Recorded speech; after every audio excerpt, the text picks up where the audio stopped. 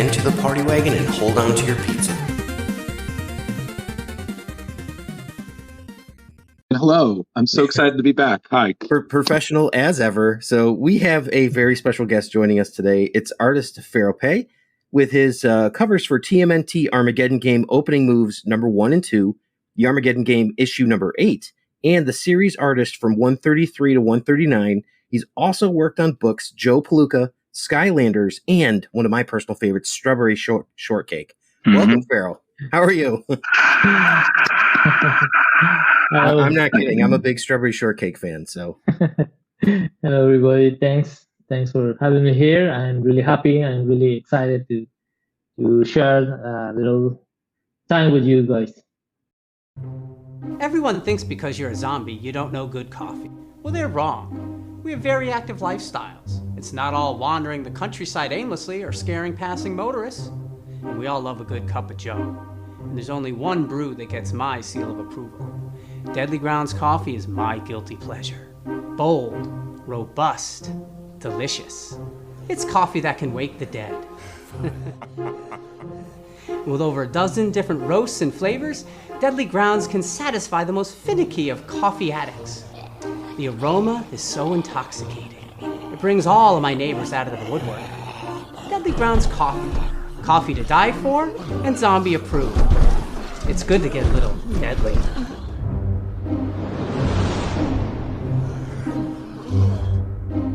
Use the front door! Oh, they're so disgusting. Now, you've got some exciting work that everyone's going crazy about, and it caught a lot of people by storm, which is the Stranger Things Ninja Turtles crossover. Are you sick of talking about this already? No, it's actually my first time. How can you be sick? The first issue isn't even out till next week. Yeah, that's right. It comes out on the 11th, I believe. 11th, 12th, next week. You know, time is an illusion. It is. But yeah, and it's so funny because, Fero, you're joining this long tradition of Turtles crossovers. I mean, we've seen the Turtles, who are just, heroes in a half shell. They've crossed over with Ghostbusters, Stan Sakai. They've crossed over with as you know, because you did some of the variants for it, they've done the Mighty Morphin Power Rangers, and now Stranger Things, And Street Fighters. There's 3 of these going on at the same time. I think Power Rangers just ended, right? And you've got with Usagi Yojimbo, you've got with Street Fighter, and we're going to have another book on the shelves, which is the Stranger Things, which is amazing. So you've worked, and Fero, you've worked with the Turtles. You worked with them back on when you were working with Nickelodeon, and then you're back working with them now, but you're also doing Stranger Things. So, in an interview, your writer, Cameron Chittock, was talking about how he didn't remember how this origin started, but the second that it fell in his lap, he was like, were you just as excited when they're like, hey, do you want to draw this? Well, I was excited to continuing working with the Turtles because that's what I really wanted. And when my editors told me that they wanted to have me to do this crossover, I was like, well, that's great. But this is I was kind of scared because I actually don't like to draw real people. Yeah, I was going to ask you about that. So was that challenging? I was like nervous, but they told me that they don't need to be real accurate with the actors, with the real actors. So that gave me more confidence, and I tried to draw like the basics of each character. One is real tall, and 11 is more like skinny and younger and shorter, things like that. Okay. But and the real challenge with the turtles, with the style that we are going to give to these turtles, the Mirage era. Right. because they told me we wanted the original designs. And I was more familiar with the style of the name of. You're talking about the cartoon show where they had different colors instead of all red. I knew the comics, but I was more familiar with the back to Manhattan. How's that? This with. Oh yeah, Michael Dooney. Michael Dooney. Yeah, Yeah, I really like that style, and I started to it's my make favorite. some sketches with that style, and my editor said no, more like the originals. Okay. Shorter, and they have to look more like a teenagers.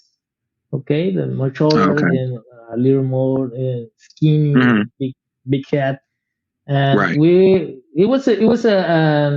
did several sketches until we have the final look that we are like. Now, maybe about a year ago, we had seen a crossover action figures that had started showing up in stores, where it was the kids from Stranger Things and the Ninja Turtles. Did you have any hand in that creation? And it was weird because I actually saw these toys, and when I started the comic, I totally forgot about them. Oh no! Yeah. I mean, it doesn't look exactly like it, but they do have more of a Mirage style to them. Yeah, so it looks like that was kind of always the idea of going into. So yeah, that was the idea, but it was something I messed it up, and later when I started and the toys, and this one and that they were talking about with me, and it was easy from that point later. That's cool. So when you were doing kind of research, did you just kind of have like on one table you had like Laird and Eastman's original run, and then on the background you had like season 1, 2, and 3 of Stranger Things, and you're just like you're just basically doing that research? Was that hard for you to kind of find that middle ground where the styles meshed? Well, it was my editors give me the compendium, the first Mirage run of Kevin Eastman and Peter Laird. Right.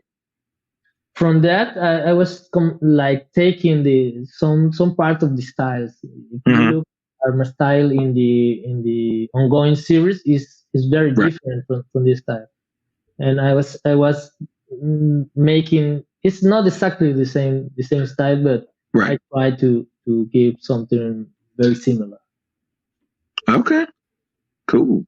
I was thinking about what Drew was asking there, and it's a good point, because when you think of how the humans looked in the Mirage books, they look very different than kind of like a realistic style that I've seen in like the lead ups to the book. So I was thinking about that. I'm like, yeah, that is a good question. Like, is April going to look how she looks? Is Casey going to look how they look? We don't even know if they're going to be in the book because we haven't seen that much. But at least I don't know. But I am going to ask: did you hide any Easter eggs in there that the fans can find? Ooh, there's a lot of Easter eggs. Yeah, he can't tell you that. He's probably signed an NDA. He can't say that. He wants to write more Turtle books. Well, we're not asking about sneaky journalism right there. Yeah, we just want to know if they're there, because when like we go through the last Ronin book with Ben Bishop, and I mean, he hid Kevin and Peter, and he hid the party wagon, and Kino was in it, when the cast of aliens. So it's like, you never know. So now if you know they're there, you'll look for them. It's true. So your collaborator Cameron was talking about the character dynamics, like how certain members of Stranger Things are paired with certain turtles, like Donatello paired with Dustin, Will and Leo, for example. So like, what was that like? You're channeling two characters, who are somewhat similar. Like, was finding that kind of energy like difficult, or once you had like your vision, was that just like it just clicked? Because like again, in the interview I read, your collaborator had just high praise that he was essentially shitting bricks until he saw your designs and he was like, okay, we're good, we got a comic, all right. He got it. That's funny because when the script it was really good, and it was easy for me to making work together. Mm-hmm. The script is very clear, and the expressions and it was easy for me thanks to Cameron. Right. Oh, nice. Yeah. So I think it was a good teamwork that he inspired with my drawings, and I inspired with his script. I was wondering if they have similar facial expressions. Like, can you do something with Donatello and Dustin where they have a similar face expression, or do you have to get as close as you can? It's more like I don't know. It's like no, it's different because the turtles is from this style. They're not very expressive. That's something that is really hard for me because I have to make it not look every all the time angry because in the right it's always with the that kind of mouth that is close and showing the tits. Right. Yeah. So when I was kind of thinking about how you have the turtles and then you have this idea of the upside down, and that Stranger Things is a lot of inspiration in horror, Stephen King and whatnot. Doing our research, we saw that you yourself are a bit of a horror fan. Some of your fan work, like Halloween Ends, there was some Ghostbusters. We saw you're a big Spawn fan. Same here. Being what appears to be a horror fan, was this kind of one of those, I don't know if dream come true kind of projects, but this was like, wow, this is really like, you're collaborating in, you're basically kind of like working on your own personal horror movie. So what was, that like as what appears to be a horror fan? Well, I'm not actually a big horror fan because I like to draw that kind of things, and the spawn. I like to make these tentacles, and it's really fun for me, and I really enjoy doing drawing the Demogorgons and right.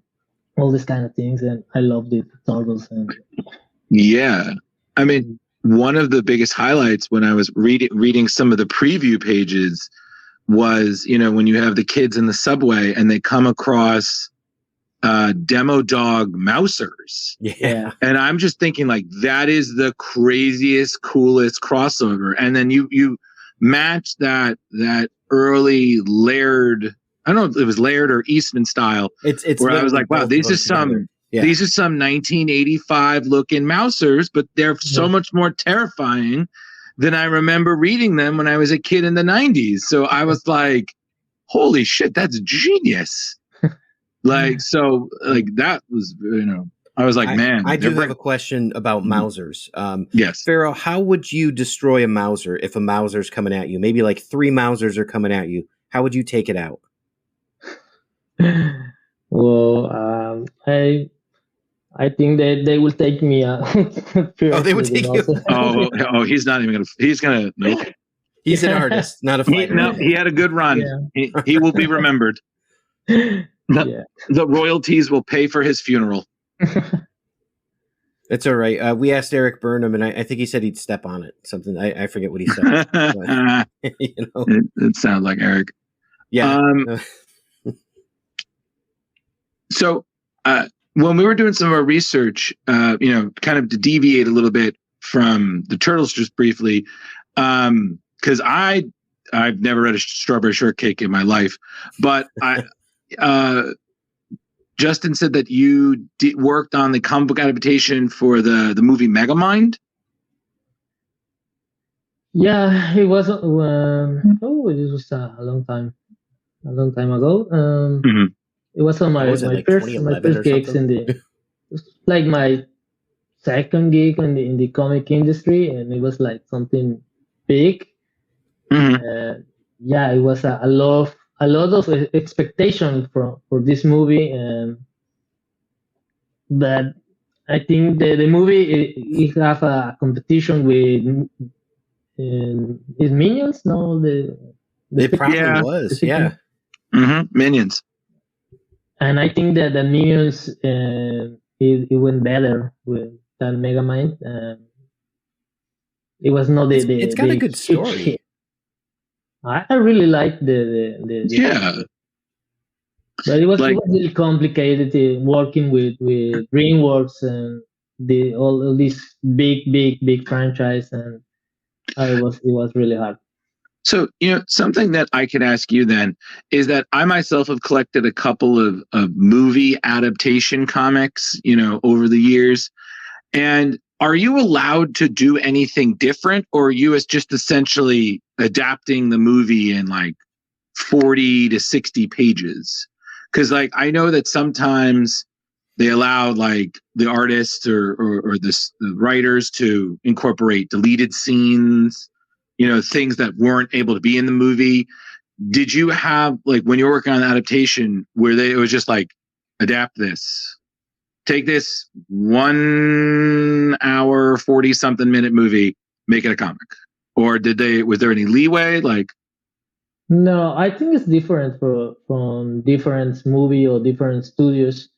Maybe that part that you say that they incorporate in the little scenes, Right.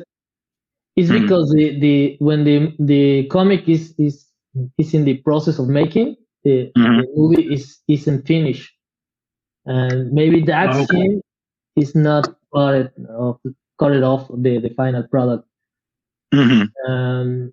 But it's different. It's different in this case with the DreamWorks. They were really meticulous with the details, the colors, Right. and some things that didn't work in comics, like some colors from Megamind, that they wanted this specific tone of color in the costume. Right. And look all black, and well, we need something that make more contrast. And It's like Wolverine's hair for years. It has those blue highlights because it doesn't look good if it's all black. Right. Yeah.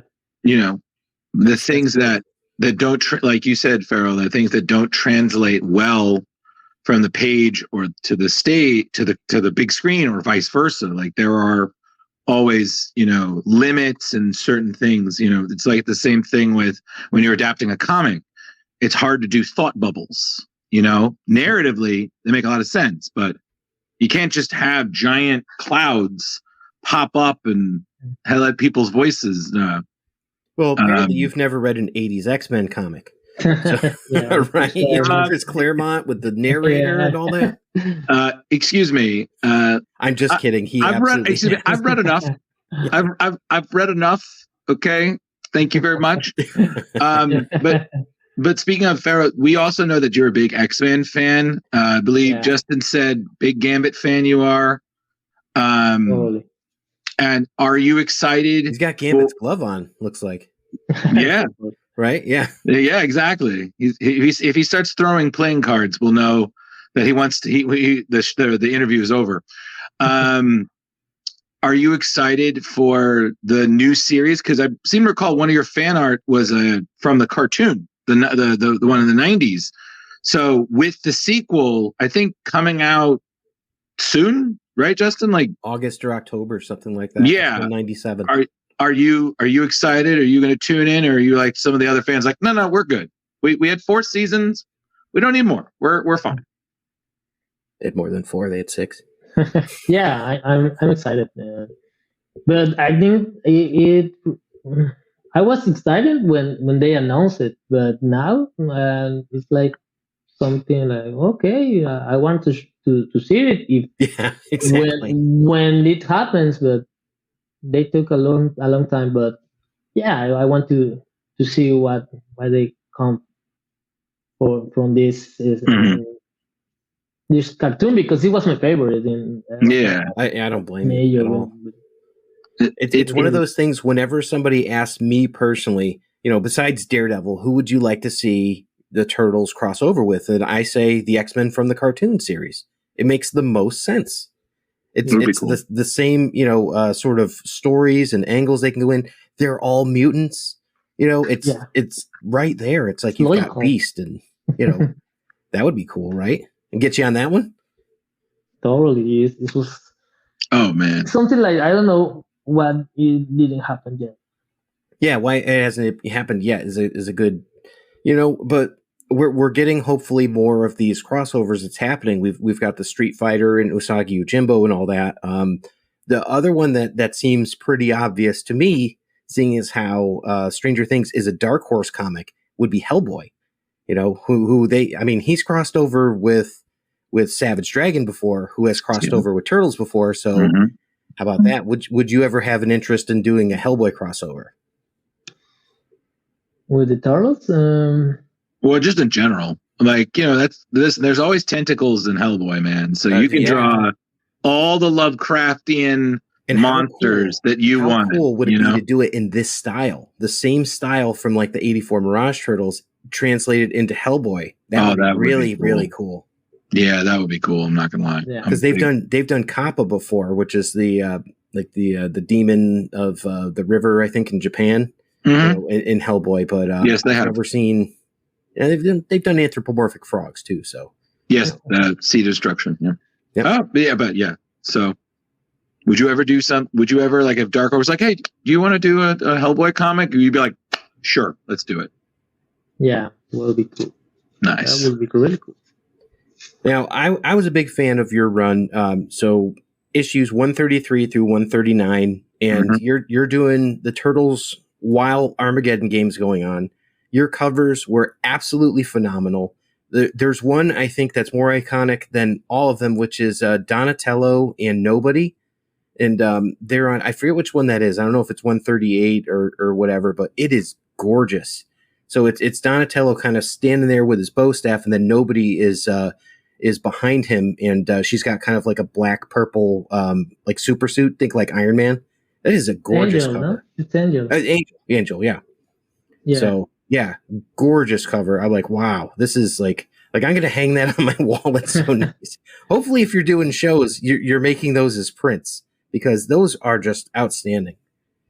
In the interior art, I loved it because you got to play with like a lot of the 10 cuts where they're doing like their Power Ranger hand things, and Donatello's reversing gravity, and you've got Dark Leo. I mean, not really since Mateus Santaluco have we really seen much Dark Leo. So you got to kind of sink into that. Was that a fun character for you, or was he a pain in the neck? No, I don't remember that I draw the Dark Leo. I think that was more in the Armageddon game. Oh, that was in the Armageddon game? Okay. Yeah, but in the last issue, the 139, I really enjoyed that issue. It was my last. That was a really good one, issue. And I I tried to do something different because in the first issue that I grew up, I was really nervous because I don't know. I was I think we're having very. Do you hear me? It broke up there for a second. What, you said something about the first issue? Yeah, in the first issue, that when I started drawing the turtles, I was really nervous, and with the pass of the issues, and I feel like I was gaining confidence. And with the last issue, I wanted to do something really special for me. And the script of Sophie, it was really great, and with all these flashbacks, and I given this style more like a watercolor. Yeah, like Sophie's work. I really enjoy doing that final pages.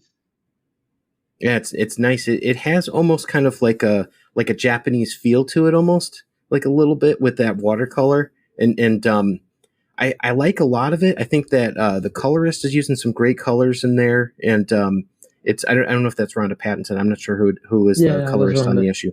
Was it Rhonda? Yeah, using awesome stuff, and it hits, and I mean this is the last book before a new section, a new takeover by Gavin Smith, and so the whole tone changes. And I can't wait. I mean, Armageddon Game just came out yesterday. I have to go get it so I could read it to find out what happens. Yeah. So, we're just at that point, but I don't know how it ends.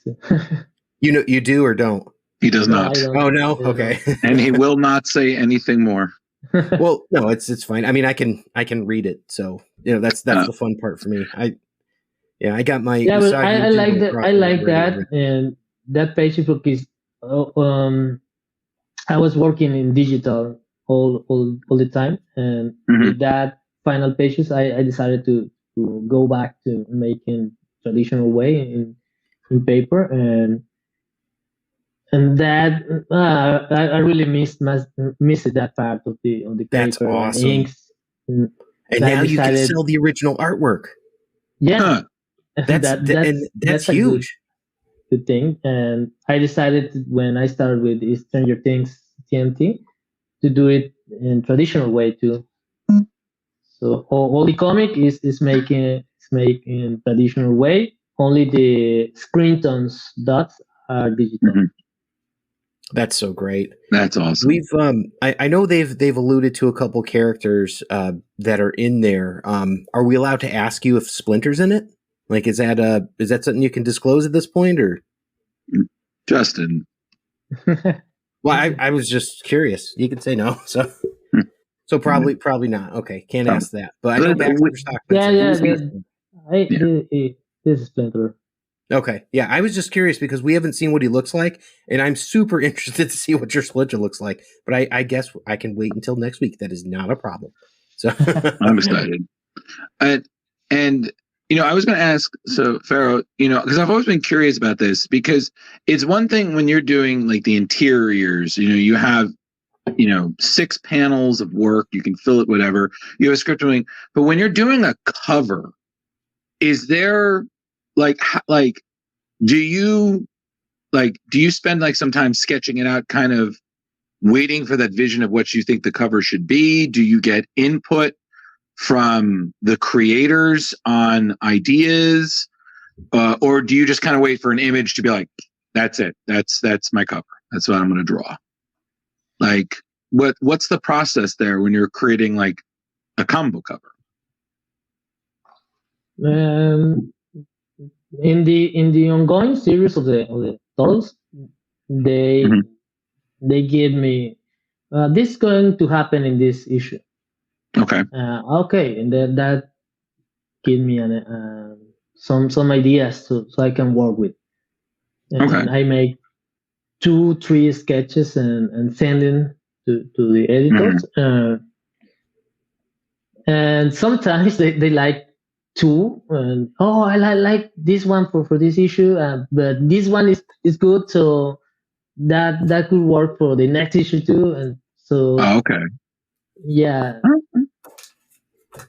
And with the Stranger Things crossover, and they give me all the freedom, so I came with the ideas. They give me, what do you think we could do for the first cover? Right.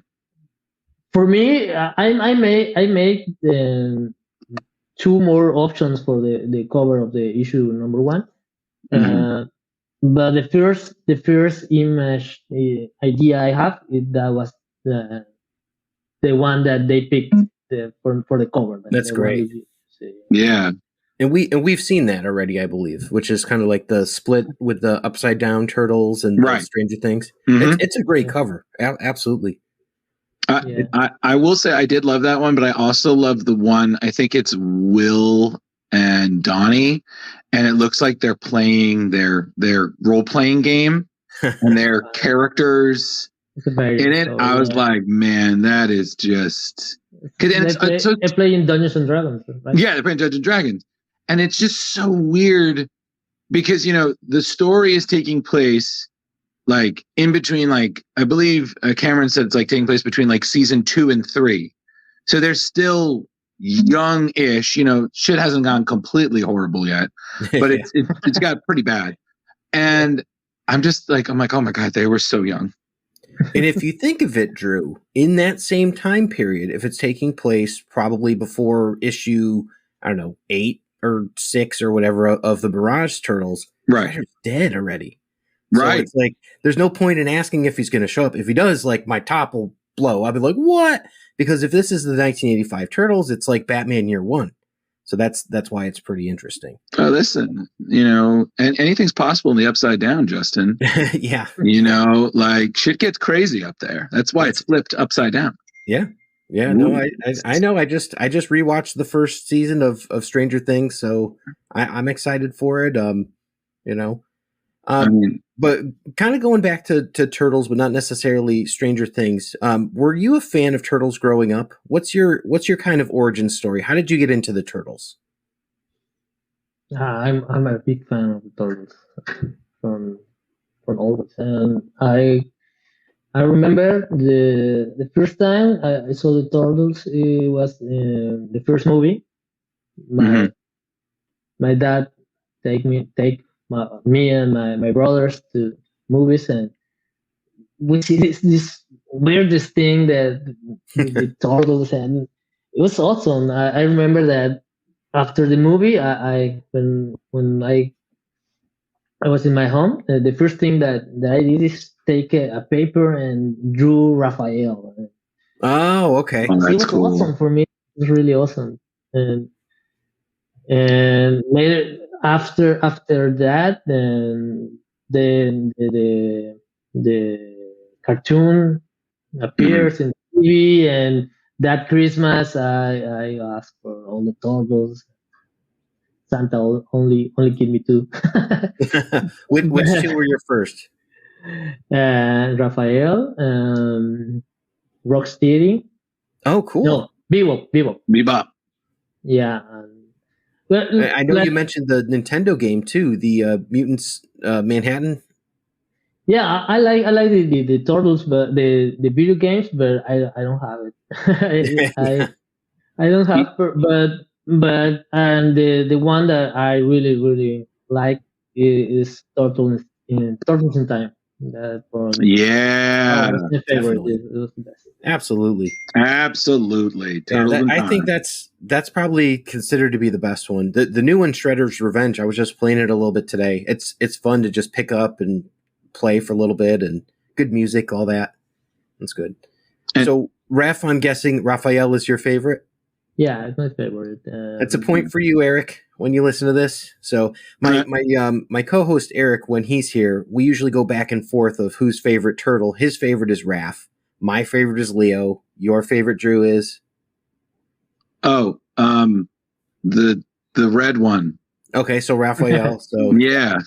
It's just funny because when he was telling the story, I just remembered my mother, for some reason, did not like the turtles in my household. She was like, and I quote, thought they were kind of dumb. And I found that to be really funny because me being a kid, like I was obsessed with Ghostbusters. Like that was my jam. Like just like you, I remember seeing that movie when I was a kid. I watched the cartoon. I asked for a proton pack for Christmas. I got the proton pack. I always kept trying to sneak it to school with me so I could just walk around and just be like, I got this, George Washington Elementary. If there is a ghost, junior Ghostbuster in the house, like, fuck y'all.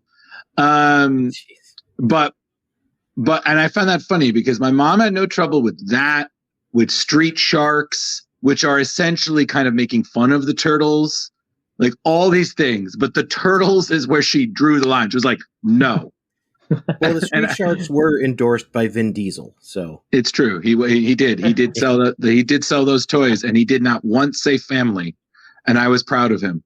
Did your mom take you to see the Ninja Turtles movie like Fero's dad took him? No. Again, wow. The only reason that I have a Raphael figure, which is promptly still shown on my dresser in my old room of all my action figures and things, is I think to irritate my mother. Oh, boy. Anytime she goes in there to dust. Just so, because and it's funny because I kind of baited a friend of mine to get me that for my birthday. And I still had him. And I was just like, oh, we're going to put you right here as a nice reminder that where there is a will, there is a way, Mom. So suck it. It's okay. You know, but no, so Fero, I get how you feeling. You just see that thing and you just run with it. Yeah. And even when I was finally able to go to cons as a Ghostbuster, it was the best. And it's funny because when I was seeing it, that you've been to conventions, so you've met people, done photos and whatnot. So you're kind of living that dream. You were a fan, and now you're in the industry. So congrats, you made it, man. Good for you. Thank you. Thank you. Who would be what would be, besides the Turtles, your dream job? Like, is it Batman? Is it Spider-Man? X-Men. Is it X-Men? I'm betting X-Men. Yeah, it was X-Men for a long time. When I started in the industry of making comics and all this, my final goal, it was the Marvel and doing X-Men. But with the time, I always made in the samples for Marvel. Mm-hmm. But in my free time, I always was drawing Ninja Turtles. Nice. So I decided that, well, maybe I really want to do the Turtles and started to follow that thing and started to send samples to Tom Waltz and to Kevin Eastman to see how can I be part of this, because I really, really love the Turtles, and I just wanted to do one variant cover, and I was with that. I will be happy. Right. I was really, really lucky to being picked to. Did you get a chance? Have you got a chance to meet either Kevin or Peter? And just kind of like shake their hand and just be like, "Oh, I'm never washing this. This is the best day ever." No, just because I know Kevin is at a lot of cons, and a lot of people like my co-host who asked me here have told me he's a delightful person. Oh, I am economically challenged, so I cannot afford all the autographs I want to get from him. I don't know if Peter does cons, but I imagined he's delightful. So, have you got a chance? Basically, so Peter, that's what I'm told. So yeah. So have you been able to meet them, or I don't know, just in general, have you met like other Turtles collaborators? I mean, you worked with in the book, you work with Tom Waltz. You know, do you just like sit down and you're like, wow, I'm in the room with these people. Like, I made it. I'm part of the world. Like, go me. No, I just met Kevin Eastman in a convention in Mexico. Oh, cool. And when they announced that Kevin will be there, I have to be there. Oh yeah. And I bet you were first in line. I met him, but it was really quick, and I was really nervous. Yeah. I showed some of my work, and I want to work in something with the Turtles. And, oh, okay. And he took my portfolio. I even some copies of my work. Oh wow! He gave me one print, and oh yeah, you give me something, I give you something. He signed it. Wow, that's great. Yeah, it's really, really good. But I was really nervous, and I feel that it was really, really good. Oh yeah, he's totally cool. Chat with him, and but I expected that have some time in the Comic-Con. I will go in a few weeks Yeah. to San Diego Comic Con, and he will be there and with Tom Waltz and meet with the other team of the Turtles that making the comics. So speaking of the Turtles, we have a new Turtle movie coming out, the one that Seth Rogen is working on, which I'm not going to lie, looks pretty cool. I'm not going to lie there. The Turtles they always, like, I hate to say it, I feel like Turtles will never die. There's always it's crazy. Like, there's always new stories to tell. There's always different variations. I never thought we'd have so many different versions of Shredder, but here we are.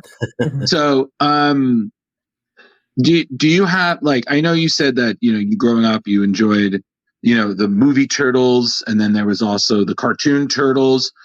And you also worked at Nickelodeon, one of those. Like, do you have a favorite, like, how do I say this? Do you have a favorite time era Turtle? Like, good question. I think the first movies are my Turtles. That was my favorite, and I love all the things that made, well, the cartoon of the 2003. Oh, the 2003. Yeah, I think that was pretty good too. Oh yeah.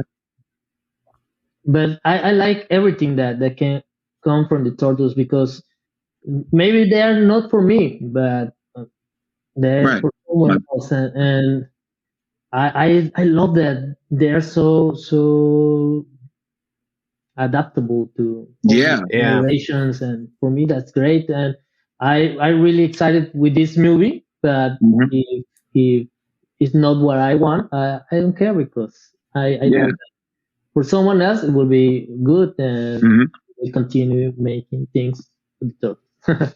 So what about The Last Ronin? I didn't know. Did you get a chance to do a variant cover for The Last Ronin? I figured for the new one you'd be too busy doing the actual series and doing the covers in Stranger Things. So I figured Lost Years, there's no way. So did you get a chance to read The Last Ronin? Yeah. The hardcover. Oh yeah, it was so beautiful good. Book. Yeah, and I want the new book that with all these variant covers, because there's tons of good art too. Oh yeah. Yeah, it's good. I picked it up like the first day it came out.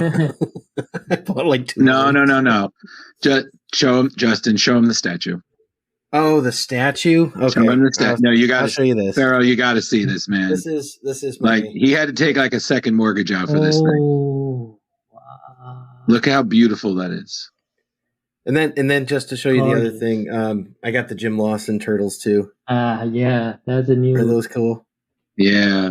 Supposedly, like the NECA stuff is supposed to be coming out everywhere internationally, so it's going to be available in Canada and Mexico and England and all that. Like we'll see if it eventually gets there. But I can't believe I walked in the store and there it was, and $150 later, like I wasn't going to get it. It's just green paper when you think about it.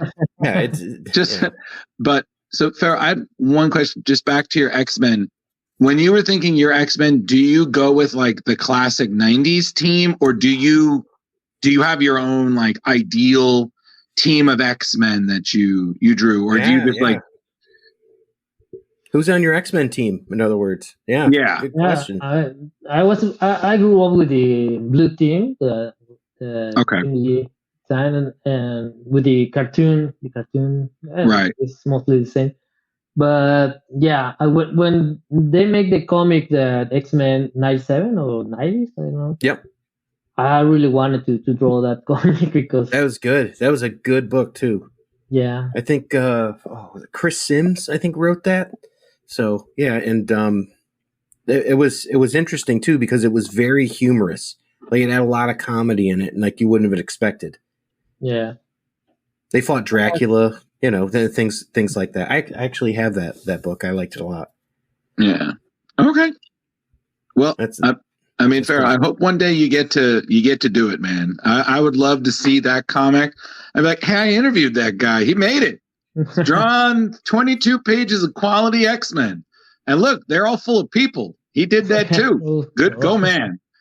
Well, then there's the obvious question too. Just looking at some of the history that you've done, who was your favorite Skylander to work on?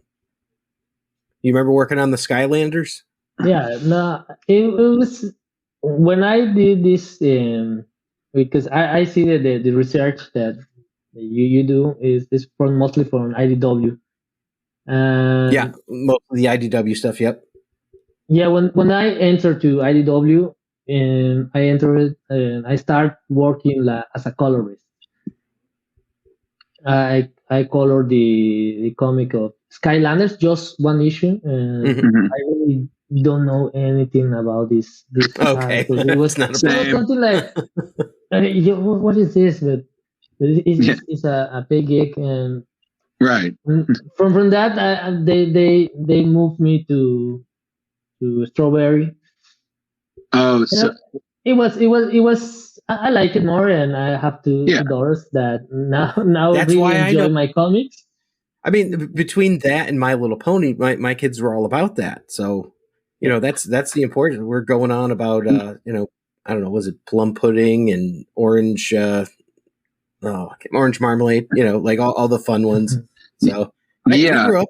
So speaking of kids, so like I said, when we're doing research, I saw photos of that you had posted of you and your kid in the past, and I saw one photo. I think it was your kid playing with a Skeletor yeah. at one point, and I was just like, and I saw that, and you had like a He-Man thing, and one of my co-hosts is a huge He-Man fan. Like he is just dying for a new series or a movie to come, just basically a new comic.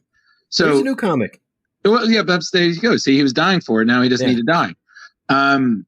So my question being is with that is, are you also a He-Man fan? And two, do your kids or did your kids just play with your toys, or did you actually get them their own toys? I'm a fan of all the 80s cartoons, that Thundercats, Silverhawks, He-Man, Brave Star, Joe, Brave Star, all the ones. Yeah. And that picture is because one time we was in the house of the grandpa house, and they keep all my toys from the childhood, and we started researching, and we playing with this. It was actually the separation of the toys with my brother, that this is yours, this is mine. I will put this to my and they playing a little time with the skeleton, and now give it to me. Yeah, it's not for you. Okay. Don't touch my Bebop. Okay, cool. That was nice, but you're ruining the collecting value. Okay, cool. Thank you. Bye. Back. I have this. Comics. I brought this. Wow! Nice. That's awesome. And my little daughter, Daddy, why did you open it? No, that way. But look at him. He wants to go out because he has. He does. But that's why you have a backup. No. That's great, and I mean you get some inspiration from that. So with Stranger Things coming up and all that, do you have a plan for what's coming next? Are you doing any creator-owned stuff? Are you putting out any books on your own? Like what do you have planned for the future, if you can talk about it? For me, I want to continue and working with the turtles. I have my own stories. I have this one comic that I not created, but I am the artist, and Mexican comic that I am the artist too. Cool. But for me, keep working on the turtles is a dream come true. So that's my goal now. That's awesome. Yeah. Maybe go back to the main title and continue working, and I would like to draw something for Spawn too, a cover. That'd be Yeah. fun. Yeah. There's Well, enough Spawn titles, right? Isn't there like 3 Spawn Yeah. books? There's like 3, 4. There's always another Spawn. So, being a big Spawn fan myself, seriously, Just for the record, I don't want a Spawn Turtles crossover because it'll go badly for the Turtles. So I don't want that crossover. listen. We had Batman, the first one. So we had Batman, and even that I have mixed feelings. That was something funny is because a couple of years ago I made a drawing of Leo fighting against Violator. Oh, no God. kidding. Wow. That's funny. It was a lot of inspiration now drawing the Demogorgons to Oh, okay. because they're kind of similar, and I made that drawing. And I think what it is it's again, it's about finding a story that works for both characters. Fair, and the similar thing, Fero, is kind of the same issues I feel you and your collaborator ran across, is that when you have 2 properties, there's all these characters that you want to use, and you have to like set that limit. You're like, oh, it'd be really cool if we had this, and really, but you have to just be like, no, this is what we're working with. This is the story. Like, you have to kind of separate your fanboy from your creator. And I think I seem to recall that was one of the big challenges your collaborator said that he struggled with. So I kind of can only imagine you in your work. You're like, yeah, that would be really cool, but like, no. If we get Stranger Things Turtles 2, maybe, but let's see how we do. Well, let's hope for a sequel to the book, because I don't know. Obviously, no one here besides you knows how it's going to end. But let's hope that there's a sequel, and then we get some Eddie Munson action. With Eddie playing guitar. With the Turtles. Cool. That would be awesome. That would be pretty cool. Or just like at least Eddie shows up. We don't have to deal with Vecna, whatever. Oh my God, Mind Flayer working with Krang. Oh God. That would be crazy. No, whoa, no, we're not going down that rabbit hole. We're good. We're going to stop. But there is one thing I did want to bring up, Fero, is that I saw your Instagram. I was doing, the research and whatnot. I loved the piece you did from Ghostbusters Afterlife. Oh yeah. I loved that movie as well. So I thought you just had that nice thing. And they just said that they finished filming the second one, Firehouse. Yeah. So hopefully some more art from you from that one. If you like it as much as we're all hoping it's going to be good. Yeah. But I really love to make some fan art, but lately I don't have too much time to do it. But if it's something really good, I can resist it, and I have to do a picture, a drawing, fan art of I get it. the movie. Yeah. And your videos are great too. Everyone here should check out your YouTube page. I was looking at it, and you had a recreation of the original Ninja Turtles cover with some AC/DC music in the back. That was outstanding. Some really good production quality on that video. I think I watched like 6 of them. Yeah, they took me a lot of time to edit off because they're like, I don't know, 8 hours, and I have to put it time lapse it. Yeah, it was really complicated, and I have to decide if I continue or if I continue drawing, continue editing. And that's the thing I always like to bring up to people when people like kind of get mad when artists charge a certain amount for a print or a sketch. I'm like, it took them a long time to do this. They have a right to do that. They can charge whatever they want. They spent days working on this. So you all shut up and hand them their money. Go. That's how it goes. And if you want something that's going to be extravagant with more characters, it's going to cost more. Right, exactly. All that kind of thing. And you should be paid for your time. Absolutely. But you don't understand, Justin. Literally, their idea is you pay that man $50, he gives you a full wrap cover. Yeah, that's. And I'm like, whoa. No, $50 can't even get you a movie ticket. Calm down. Let's back up. But Fero, thank you so much for joining us today. It's been really great talking to you. Well, we do have one final thing we haven't asked him yet. Oh, right. I'm sorry, I forgot. My bad. Sorry, Justin. What is your favorite topping that you put on pizza? Well, I'd say pineapple. I always like the with pepperoni, but I like to with mushrooms. Okay. Yeah, that's my favorite. Okay, cool. Mushrooms. Would you eat pineapple on pizza or would you not? Come on, Fero, don't do this. I can eat it, but I not support it. Yeah, no, it's okay. So that's rooting for you, man. Diplomatic answer. So we'll put that in the no column. So all right. Okay, cool. Because I was rooting for you, man. I was like, come on. Again, don't go down that road. Eric, that's another point for you. So, he'll be back from vacation and he'll come in and be like, so Fero doesn't like pineapple and he likes Raphael. And I'll be like, thanks. Well, it's all good. Listen, he did his Stranger Thing research. They had that whole scene about, oh, Mike, hey, have some pineapple pizza. Oh, it's really good. I'm like, I had the Stranger Things pineapple pizza and it was fine. It was delicious. So. All right, cool. So before we get into that battle, Fero, as I was saying before, thank you so much for joining. We really appreciate you taking the time. This has been great.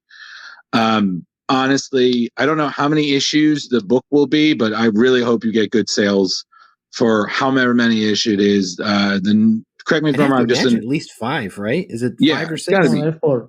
Oh, 4 issues. 4, okay. Yeah. Cool. The first book is out next week, July 11th, July 12th. And seriously, all the best of success to you and all your collaborators on it. It sounds like a really fun project. And I'm actually really excited to get my own copy and be like supporting the artists. Oh, yeah. Gotta get that man to his X-Men goals. Let's do this. Yeah, I mean, I've talked to a bunch of my friends, and they are going to get every cover that they can get a hold of. I know I was looking at Jolzar Collectibles earlier. He had some that were up, and big shout out to Jolzar.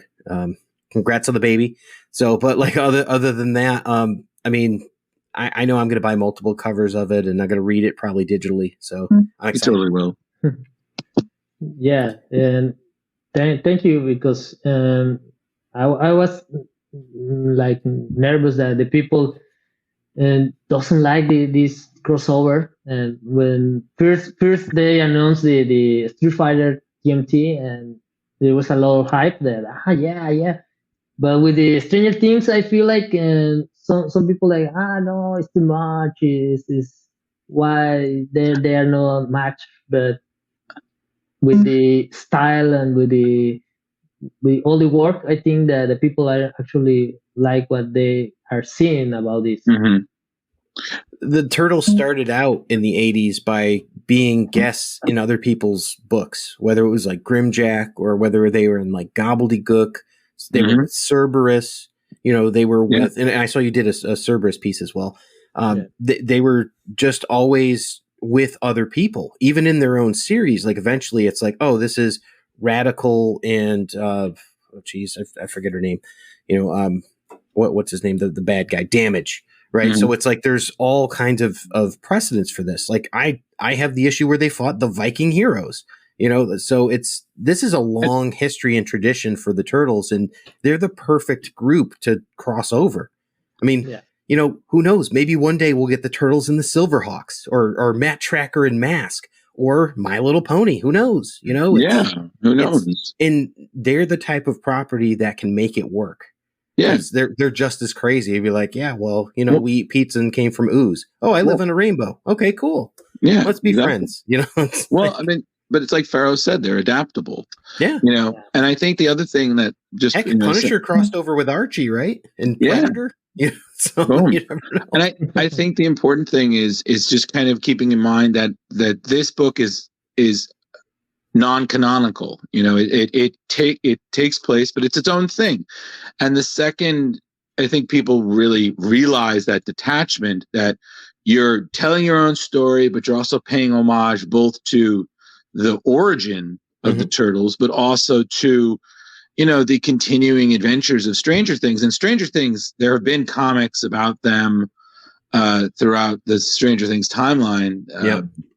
You know, I think people will really just, you know, accept it and go for your own. I mean, why not? They'll fill in some of the story gaps too. Like you actually get to see a little bit of Will interacting with Max, which, I mean, you know, other than them just being at each other's throats, you know, so.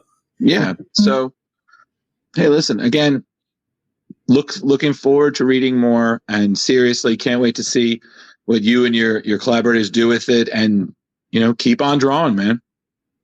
Yeah. What's the best place for people to either contact you or follow you? Where do you like them to go? I think the Instagram or Facebook. Instagram or Facebook? Yeah. Okay. Yeah. All right, and we'll share that in the show I'm not notes. very good with social media because I just share my things, but sometimes I have a lot of messages and. Yeah, well, we're not going to tell him to send you a message. Guys, he's closed on commissions right now. He's busy. Yeah. So it's like, but go follow him. Go check out the artwork. Go check out his YouTube, and I'll have a link to everything. I think it's like at Fero Pe, you know, and you could check that out. Like, take a look at his Gambit art. Take a look at the cool stuff that he has on there that we have. And again, thank you for coming on. Thank you to my guest host, Mr. Drew Mollo. And for everybody listening, you know, thanks, and stay tuned for our pizza recipe of the week. It's pizza time. And now, in a segment that we call Pizza Time, where we discuss any Teenage Mutant Ninja Turtle or pizza-related food, I give you Pizza Time. What better way to celebrate the Stranger Things crossover than with a Stranger Things experiment with Donnie's Choc-tato chip experiment? Donnie's always in the lab, tinkering away until he comes up with something excellently unexpected. With this experiment, he learned that melted chocolate and potato chips are a match made in pizza heaven. One is smooth, the other one is salty. Together, they make one powerful team. This makes one 12-inch pizza. Ingredients: cornmeal or flour for dusting, extra virgin olive oil for greasing, 1 pound ball pizza dough, homemade or store-bought, 1 tablespoon of unsalted butter, melted, 1/2 cup of chocolate hazelnut spread. You could use Nutella. 1/4 cup M&Ms. 1/4 cup dark or semi-sweet chocolate chips. 1 small bag of plain salted potato chips. If you want to lighten it up, you can use whole wheat pizza dough, or you can skip the M&Ms. Instructions: on a baking stone with a steel pizza peel, place your baking stone in the middle rack of the oven and preheat to 500 degrees Fahrenheit for at least 30 minutes. Dust a pizza peel or an inverted baking sheet with cornmeal or flour. On a baking sheet, preheat the oven to 500 degrees Fahrenheit with a rack in the middle position. Lightly coat the heavy-duty rimmed baking sheet with olive oil. Step 1. Stretch or roll the dough onto a 12-inch disc and place it on the prepared pizza peel or baking sheet.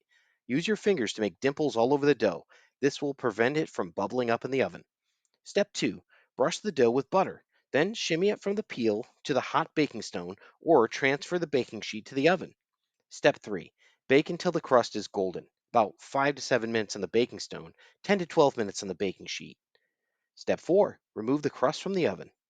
Step 5. Scoop the chocolate hazelnut spread onto the crust and smooth it out evenly using a spatula or the back of a spoon. Step 6. Top with M&Ms, chocolate chips, and potato chips, and return pizza to the oven. Step 7. Bake for about 2 minutes until the chocolate just begins to melt. Then, remove your pizza from the oven, slice, and serve. This is your most experimental Donnie's Choc-tato chip experiment. I can't think of a stranger thing. This is your pizza time. Cowabunga, dudes! Thank you for listening to the Epic Tales from the Sewers podcast. The Teenage Mutant Ninja Turtles were created by Kevin Eastman and Peter Laird. This podcast has no affiliation with Eastman, Laird, Mirage Studios, IDW Studios, Archie Comics, or Nickelodeon Studios.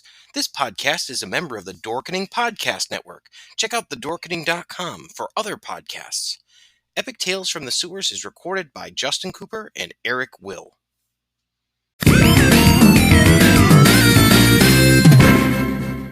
Hello, intrepid listeners. This is the Generation Playlist Podcast, a podcast about music where we are your guides through a particular group or artist. We talk about the music, and then we make a customized playlist to share with you, our listeners. And you can check us out wherever you listen to podcasts and find our playlists on Spotify.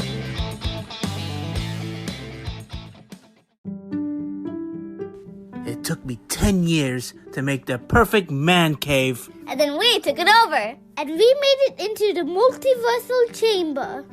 Then I started my own podcast. And we took that over too.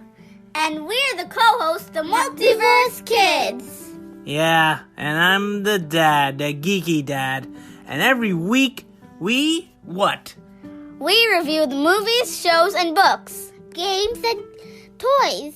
Yeah, and sometimes we even have a special guest. So, join us every week on the Geeky Dad Podcast. Hey, it's your man, Velvet J. Come join me and my co-hosts on our weekly journey through the world of comic books on the Splash Pages Comic Book Club podcast. We'll explore new stories, even have guests like the Empress of the Bat, Legacy Athena Finger, voiceover artist Charlie Schlatter, actor Mitcher Whitfield, comic creators Joe St. Pierre and Tony Harris. Explore dork-related news and updates from the world of comics and collectibles. Where can you check us out? We are live every Tuesday at 8 p.m. Eastern on YouTube or streaming on deaddorkradio.com, or wherever you find your favorite dorkening podcasts.